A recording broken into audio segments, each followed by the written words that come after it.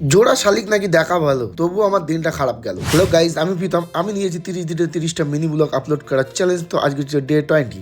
সকালবেলা দোকানে যাওয়ার আগে দেখি ওরা খেলছে ক্রিকেট। তো আমারও মনে হলো আমি একটু ক্রিকেট খেলবো, তাই আমি লেগে গেলাম ক্রিকেট খেলতে। তো ভাই পাচ্ছিলাম না বলে এদিকে মিশুক ভাই তো হেসে গড়াগড়ি খাচ্ছিল আমার খেলা দেখে। ওইদিকে আর এক ভাই বই দৌড়দৌড়ি করছিল আমার খেলা দেখে। আমি বললাম শর্ট লেগে যাবে। এদিকে তো বল মারতে তো আমি পাচ্ছিলাম না, তার জন্য ওরা হাসাহাসি করছিল রীতিমতো। যাই হোক, একটু খেলার চেষ্টা করলাম, বারবার চেষ্টা করছিলাম, তবু পাচ্ছিলাম না। তবু 2-1টা বল খেললাম, কারণ আস্তে আস্তে বল করছিল। তারপর বেরিয়ে পড়লাম দোকানে যাওয়ার উদ্দেশ্যে। ভাই তোমরা সকলেই জানো আমার একটা ছোটখাটো মোবাইল রিপেয়ারিং এবং মোবাইল রিচার্জ এবং ফটোগ্রাফির দোকান আছে। তো সেই দোকানেই যাচ্ছি আমি এখন। দোকানের সামনে এসে দেখি আজকে প্রচন্ড নোংরা হয়েছিল, তাই ঝাড় দিয়ে দিলাম রাস্তাটা। আর সবাই ঝাড়ুদার বলছিল, যাক ঝাড় দিতে ভালোই লাগছিল, বেশ পরিষ্কার হয়ে গেল। তারপর খেতে এসে দেখি বাড়িতে সব ডাব কেটে খাচ্ছিল, তাই আমি একটু জল খেয়ে দিই। আর আজ সকালের মেনু ছিল ভাত, পেঁয়াজ কালি, আলু ভাজা আর হচ্ছে গরম গরম মাংস। এবং দোকানে এসে ওই কাজটা করতে শুরু হয়ে গেলাম, যে কালকে বলেছিলাম ভাঙা ফোন নিয়ে এসেছিল। তাই সেই ফোনের জন্য মিডিল হাড্ডি আনা হয়েছিল, কিন্তু মিডিল হাড্ডিটা মিলছিল না, এক জায়গায় বেঁধে যাচ্ছিল ক্যামেরা বসানোর জায়গায়। তাই সেই জায়গাটা কাটার চেষ্টা করছিলাম, যেহেতু আমার কাছে কোনো রকম গ্লেন্ডার মেশিন নেই, মানে কাটার কোনো রকম যন্ত্র ছিল না, তাই হাত দিয়ে চেষ্টা করছিলাম। ভাই সারাদিন লেগে গেছে আমার এই কাজটা করতে। যাই হোক, বিগত 7 বছর ধরে কোনোভাবে সফলতা পাচ্ছি না। তোমরা যদি চ্যানেলটা একটু সাবস্ক্রাইব করো আর একটা করে কমেন্ট ও লাইক করো, তাহলে হয়তো সফলতা পাবো। যাই হোক, কাজটা কমপ্লিট করে প্রায় বেজে গেল 4টে।